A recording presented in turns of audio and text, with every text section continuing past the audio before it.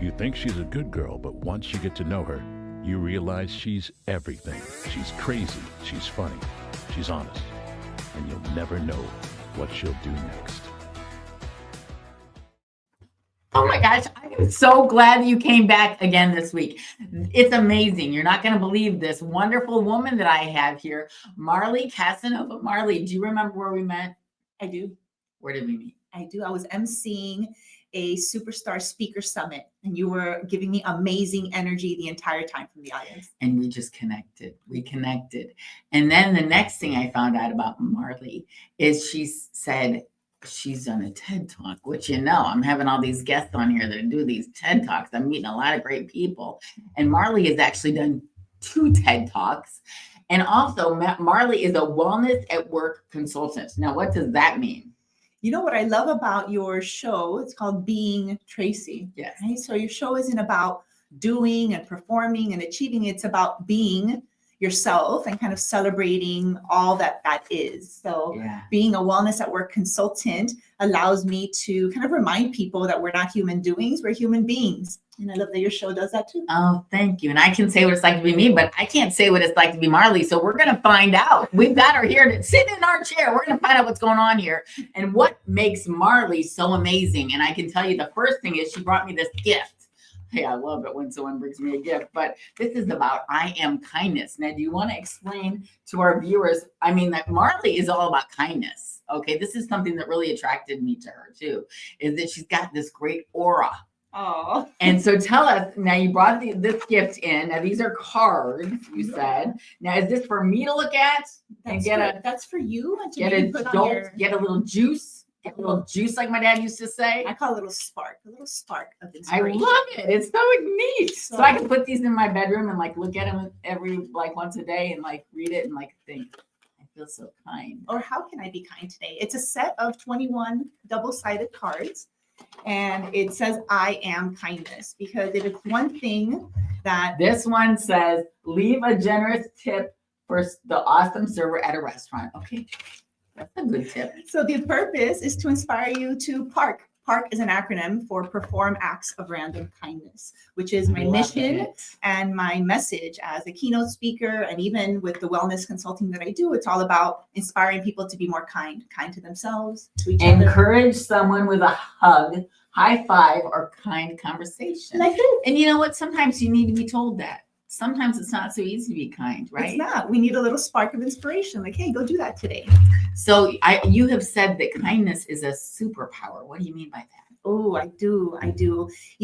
About 8 years ago, I delivered my first TED Talk, and it was called Kindness is Your Superpower. Now, wait. You got a TED Talk right away. I know. I heard this story, and it's unbelievable. Tell us how you got the TED Talk. When I first started keynote speaking, I delivered a talk at my alma mater, which is FIU, Florida International University. And I was speaking to a room full of about— You did a TED Talk at FIU? No. It was like a closing keynote to an event. How did they find you to do this? I was an alumni, a student leader, and they were closing out a student leadership summit, and they asked me to speak. So I did. This was before I charged for speaking. I just went to my alma mater and was closing this event. And I shared about Park Project, which again is the acronym for my mission, Perform Acts of Random Kindness. And I shared my story of how I started an event on campus and kind of grew a Park Project to inspire other people to be kind for the things that they care about. There was a student in that audience who graduates, lives her life, follows me on social media. And 6 years later, after I gave that talk, I received a call. Hey, I am 6 years later. I'm the director at Johnson & Wales University for Student Life, and I'm putting together this TEDx event. The theme is Change Starts Here, and you would be a phenomenal speaker. I've never forgotten that message. Isn't that amazing how you can impact people and not even know it? And it's this you probably one word didn't that she even remember remembered. her. Did you remember I did not. her? Of course not. I never met her at the event. That's amazing. But she remembered this one word, park. She remembered this one mission, which isn't about oh, that's so cute, kindness. It's so adorable. It's an action. It's a call to action. It's inspiring you to park, to perform that act of random kindness and be the change that we all wish to see. So that's how I got my first TEDx opportunity. And so now you help leaders, you help build burnout resistant teams, correct? Mm-hmm. And how do people find you to do this? I mean, is that a job? Is that your occupation? Yes. So as someone who has Like- experienced burnout multiple times. Did you know that you could go be a kindness consultant? Did you have any idea? I had no idea. Now, did you create this? I think I did. I think a good friend of mine Like, called me a pioneer. genius. Called me a I'm gonna say pioneer genius. in this kindness movement. Today, there's a lot of very influential people that are out speaking about the power of kindness. There's a lot of scientific studies now about the importance of kindness, not just as something to throw around like confetti, but as a leadership strategy, as a lifestyle strategy, right? Even a performance strategy. So I think and believe that the foundation of wellness at work and creating these burnout resistant cultures is a culture of kindness, of connection, and of community building, a sense of belonging. So how does kindness improve performance among teams, in cultures? I think kindness coming in with the foundation of, I mean, I think it's pretty obvious, but it obviously isn't, because there's a job and Marley got it to teach people how to be kind. It's not like something you just think of, right? and in today's Gotta be day, told. with the rise of AI and technology and people so fearful about like the workplace and the rise of stress and burnout crisis and turnover and all of this, I believe that we've just forgotten how to be human, and we've kind of disconnected from our innate human capacity and desire to be kind to one another, to support each other, to find out what are your challenges, your problems, and how might I be able to help those or connect you to someone that can be of service to you. I think that that is our natural humanity. That's why we're called mankind. And we have just forgotten that. We have been disconnected from that. And burnout isn't a failure, like a personal people problem. It's a systems problem. Right. So if we can address this, the system of our culture, how people actually show up to work every day, and how are we as leaders facilitating kindness, connection, and community in our daily meetings, in our Zoom calls, in our retreats, in our workshops, etc. That's how you get people to feel like they belong, like that they're seen, they're heard, and ultimately perform better, show up at work better.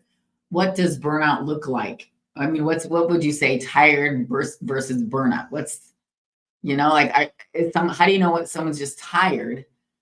They're not burnout. That sounds like a really obvious and simple question, but that's a wonderful question that you might be asking yourself too. Burnout as a concept is actually just like some cultural phenomenon that we place the word on. Okay. But really, burnout isn't the enemy. Burnout isn't personal failure. It's really just feedback. What burnout is chronic exhaustion, chronic stress. And to all the young people that might be watching, even younger at heart, that believe that, hard work isn't the problem. Working in a high stress environment isn't the problem. It's the lack of awareness to how stress and exhaustion or fatigue or disconnection is affecting you. I don't know if I told you this, but I did experience burnout. When I moved from the east side of Florida to the west side of Florida, I actually answered an ad in the paper that said that they were going to help me with all these burnout things. It was like in a steakhouse. So I went, Shula's, I think it was. And then I ended up paying like $89. So they would assess me over the telephone, and they figured out that I had adrenal fatigue. What's the solution for adrenal fatigue? They said $10,000 and then we're going to fix you. That's basically it. And I was like, wait a minute. Are you going to tell me to stop drinking? And they said, yes, for like 90 days. I'm like, okay, hold on a minute. I can handle this. And so then I hung up the phone. I asked ChatGPT, what's the solution for adrenal fatigue? ChatGPT said, it's stop drinking coffee, stop drinking alcohol. And I did do that. And honestly, now look at me, I feel great now.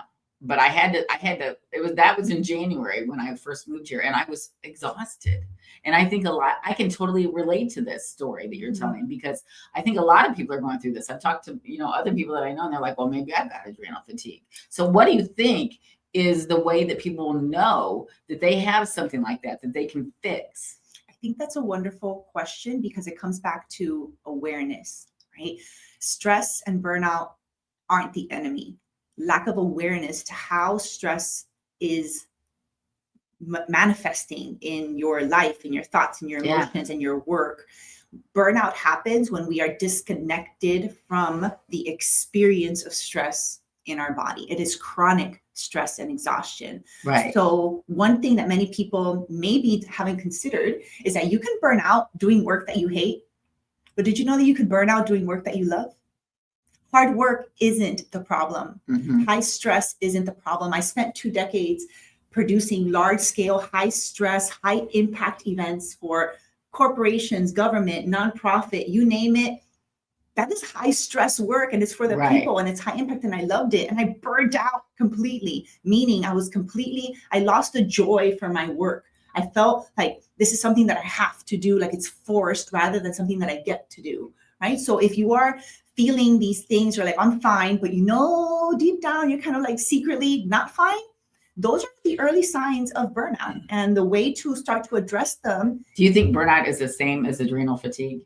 I think that it's a component of it. It could be a symptom of it. You know, adrenal fatigue is we just keep blasting our nervous system with cortisol, right? So if you are having coffee on an empty stomach, you are, giving your adrenal glands like this, like jolt of like, let's go, but we haven't fed our body yet so that it can actually digest. I actually just started back on coffee. Now it's November. I stopped drinking coffee altogether. Then I started drinking mushroom coffee, and I mean, it's amazing how easy it is to stop drinking. First of all, I'm only drinking like once or twice a week now. I used to be drinking every day alcohol.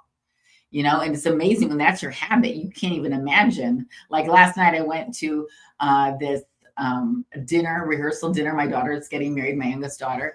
And they were like, oh, Mom, we thought you were going to order liquor. They were like picking up the bill. They were worried I was going to order something. And I ordered a root beer. I'm like, this root beer is great. I love it, because I've changed my habits now. Your habits. And so it's easy when you change your habits, but it's hard to get to that point. Like, look, I'm 57 now. I finally can. I was thinking of that last night. Like, I mean, would I have been able to do this a few years ago? No, I wanted a beer or a glass of wine with my pizza. Let's talk about that. Going back to that, you mentioned something really important that I think I'd like to amplify for those listening. It's actually very easy. Mention that twice. When you approach your self-care, your wellness, not through, I'm doing something wrong, I'm a failure. Like if I have a feeling this way, then I must, it's just a lack of alignment with your energy and your purpose or your values, right? So burnout is really more of a wake-up call, like a feedback. And if we address it with micro habits, small things. Tracy didn't talk about addressing her burnout and like changing her whole life. She's like, you know what? Coffee is affecting my, adrenal glands. And maybe that's one micro habit that I can change, my morning routine. Yeah. Instead of this comfort, coffee first on an empty stomach, you know what? I'm going to make sure that I eat a hard-boiled egg before I have that coffee. Micro habits, micro shifts can really lead to macro results. And now I see why there are actually so many people out there right now that don't drink alcohol, because especially, I don't know if it's at my age, maybe that's it, but it makes you feel so much when you realize how good you can feel without it, you don't want it. I mean, it's like, you have to really second guess. You're like, do I want the decaf coffee? I used to laugh at decaf coffee. I was like, oh my gosh, I need the full, don't, what are you doing that for? But there is a reason for it. I mean, for not the coffee and not the caffeine, not the alcohol, it really does play a role in your fatigue and your burnout. All of these things. The way that your kindness, the way that you are directing your energy, because it sounds like to me, right? We were placing our energy was dependent on the caffeine fix or the alcohol at happy hour after work, or to wind down on an external source. And what you are learning in this, it's just a habit. They're just habits that need to be relearned. We're going inside to provide yourself with what it is that you need, right? Like if you smoke, maybe what you really like is breathing, because while you're smoking, maybe you should give yourself a couple of breathing breaks, right? I mean, one of the micro habits that I share with my leaders and at work, I'm trying to normalize breathing at work. Yeah. Can we start every Zoom meeting? Can we start every, boardroom meeting, every workshop with a breath? Can we normalize, hey, before we get started here, do it right now. Go ahead. You'll feel so much better. James is back there breathing. We can hear him breathing. Everything goes so much better after we breathe. I was just at an event and we were trying to take a selfie, after the event, take a selfie picture. And we took a few and it looked a little stiff to me. And I'm like, okay, everybody take a nice deep breath. And I inhaled. And as they exhaled, I took the picture and it was the absolute best picture. Okay. Take a breath. All right. All right. So are there organizations, obviously, that you work with, that are you able to help them prevent burnout? Absolutely. Well, it's really And more how do about you do that? If that's it's more how do you work about, with a whole organization? It's one thing to just work with yourself, but if you have to help a whole organization, have you been through burnout? Oh yes, multiple times. Tell your story. Multiple times. Well, I mentioned briefly, I spent 20 years producing events. I was an event planner. And whether you know it or not, event planning is consistently listed as one of the top 5 most stressful professions that you can Is have. that right? And I used to One of my kind of laugh at that. I'm like, well, I guess I'm really good at managing stress because I would produce large scale concerts, festivals, parades, fireworks, 5Ks, galas, etc., conferences, exhibit shows, all of these. The only thing I didn't plan was weddings. I did not touch private events, but every other kind of event. And I realized that after 20 years of doing that kind of work, I didn't have any wellness practices. I didn't have a self-care model in my life. I didn't do any kind of self-care whatsoever. I barely even drank water and ate like nutritiously at all, let alone exercise, sleep well, everything else that comes with it. And what I realized in my own burnout experience was how my mind was always in the future, trying to forecast what could happen. And when the 2020 breaking news hit, one of the first industries to get hit and shut down was the live events industry. All of a sudden, we can't get together. Right. That was my whole business, bread and butter. And my husband, who's a musician and a saxophonist. All of a sudden, I have a 1.5-year-old toddler. I'm pregnant with my second son, and we're out of work for the foreseeable future. Can we say high stress, high anxiety? And I started to go kind of backwards for a moment, like I relapsed, so to speak, in my stress, worry, anxiety journey for a moment, right? Because this news kind of scared everyone. Yeah. But luckily, I had done enough work to prioritize my well-being and tune in to my internal news compass, as I like to say it, and not so much rely on like external news to direct kind of which way I was going to go. So when I burnt out, it was actually a wake-up call. I see it with a lot of gratitude now. It was a very difficult experience for me to want to quit doing the work that I love. There's so many service-driven leaders who really care about their people and the work that they're doing. And you're doing the work, plowing through it and burning out in silence, and I reached that point where I wanted to quit. I'm like, I'm not going to do this anymore. I'm going to get a job and just be like, just keep it moving. For me, burnout looked like I couldn't get out of bed. And I'm an early riser. I've always been an early riser, and I was just exhausted. What did burnout look like for you? A lot of that. I didn't like after I hosted this big 5K event that I hosted for the community. We ended up raising over $50,000 to dozens of nonprofits. It was this beautiful grassroots volunteer-driven effort, and I was miserable at the end of it. I was exhausted at the end of this. I was drained at the end of this. I didn't feel like picking up the phone or sending my thank you cards to say thank you to any of my volunteers and my sponsors. And that is so unlike me. Right. I was just like, I don't care. I'm done. Like, I don't ever want to do this again. And that scared me. To me, someone who considers herself a philanthropist since the age of 10, who very much cares about people, to reach that point of like, I quit. I'm done with this. This is too hard. Scared me. And that was what burnout looked like. For me, the first step back to balance was, like I just said, stopping the coffee, stopping the alcohol. What was it for you? Resting. For me, I had a belief. And I had heard that. I'd heard, if you're tired, just rest. It was very difficult. That's the biggest, it was horrible. Too easy. It was horrible. It was horrible to rest when I had a 1.5-year-old potty training toddler. I was pregnant. I'm out of work. So is my husband. We have no idea what we're doing. How am I going to help my family? Like they're aging. Like there was so much out of my control that, I really felt like I must pause. I must pause or I'm going to lose my mind. Right. I must pause or I'm going to hurt my baby that I'm creating. I must pause or I might, You're pregnant. My husband and I might get at it and this could end ugly. Like I must pause and like reset and turn off all of the external noise so that I can tune into that ever more wise internal compass that can direct you on your next path. And That's what I did. So how did your keeping your personal well-being affect the team's well-being that you were working with, or that you had worked with? For me, it really came once I took care of like my own well-being. I'm like, this is what I need. I need to think of a different business structure here to go from live and in-person events to virtual, something that I was not excited about whatsoever. Speaking into a little camera and doing that was something very outside of my comfort zone, but that was something that I can do. I immediately thought about my clients. I thought about the people and the teams that I work with. Now all of a sudden they're working in different places, they're remote, they're locked in their house. We have to still show up and be productive and there for each other, but we're going through stuff and we're worried and we're anxious and stressed. So I started teaching from my living room. I put a little TV tray table, my computer, and I started hosting what is now called wellness at work experiences. There are opportunities for people to reconnect, to reset, recharge, and get back to work feeling aligned, engaged, reconnected. Okay. How do you create psychological safety without sacrificing accountability?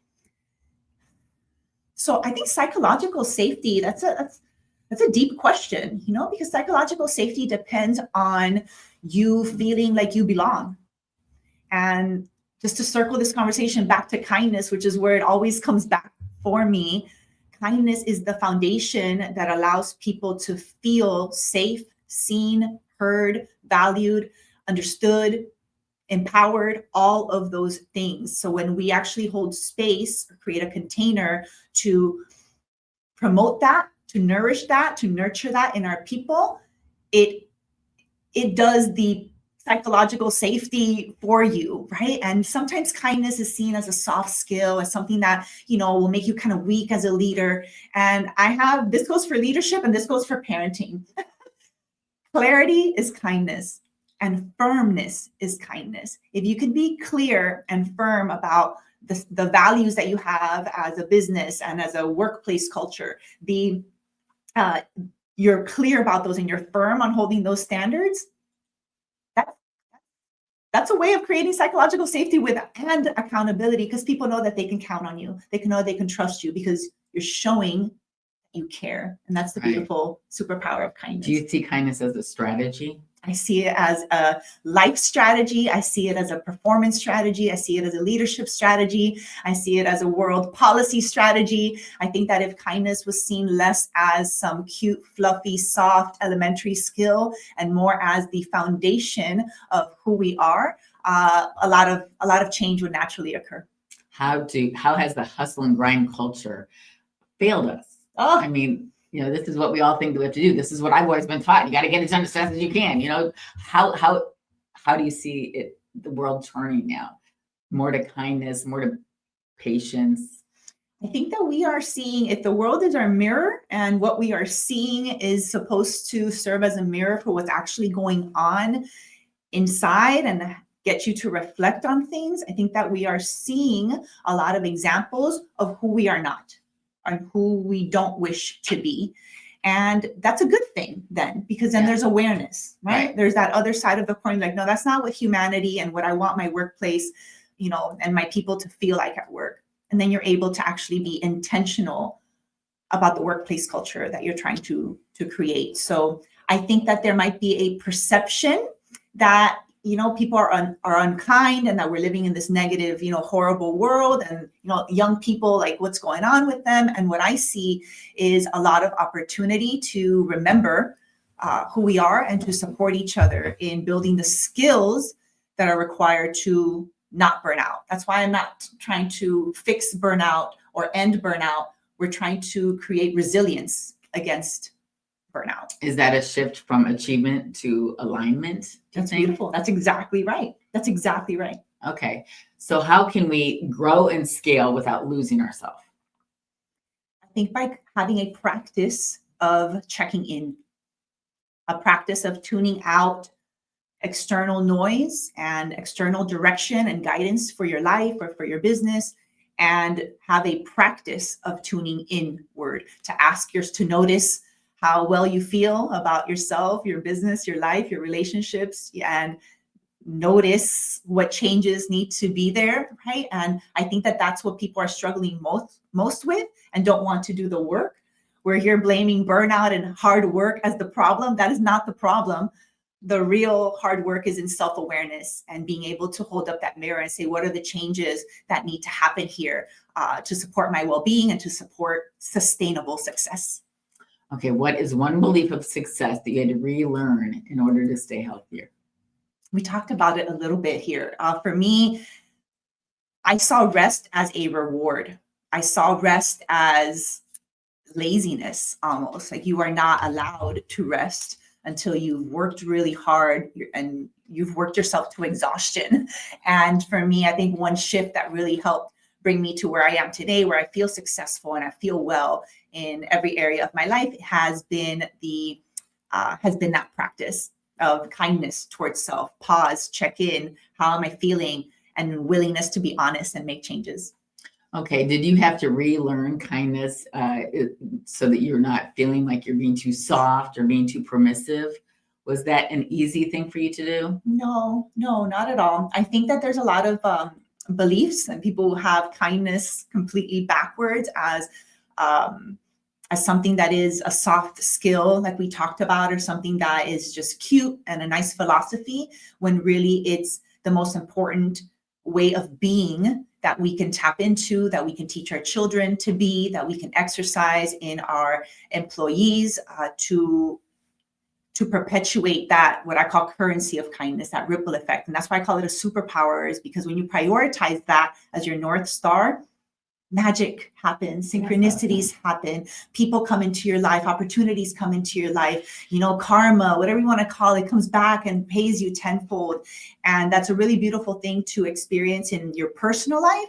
But I've also experienced the benefits of that in business, and making sure that your business is anchored in service and kindness towards yourself, others, and this world that we share. What a positive message. Thank you so much for coming today. Okay, now listen, you've got to subscribe to this channel, and please like the video, because if you're still watching, I think you liked it, and post a question or something below. If you want to find out more information from Marley, we'll get you the answers. And please share this with someone else who might be, either just exhausted, tired, need some help having a reason and motivation to go on. Okay, and we're gonna get to James in just a moment, but I want to get to the real estate minute real quick here.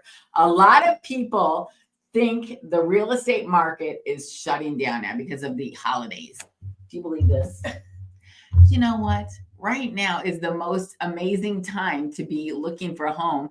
Activity is going crazy. There are buyers out there. It's a buyer's market. A lot of activity. So now it's the sellers are getting what they want too. They're selling their properties. I just talked to someone the other day that's saying, "Oh, my seller is going to wait until the end of after the holidays." There's somebody up north right now on Zillow in the middle of the night looking for a place to move, and you might want your property to be listed for sale, for rent, to whatever. Okay, but I just want to let you know that you need to contact your realtor out there and get some help right now. The season is hot right now. This is a great time to be moving to Florida. Amazing. Okay, you can see from my table up there that's from Sunstats, all the numbers are going up. Okay, everybody wants to buy it. Everybody wants to sell. Our winter season brings in highly qualified buyers, Northerners escaping the cold, investors looking for a place, year-end capital, and families planning 2025 relocations. Homes listed in November and December actually get more serious eyes, not more noise. If you've been thinking of selling, don't wait. Your ideal buyer may already be sitting on Zillow from a hotel room, freezing somewhere up north. Okay.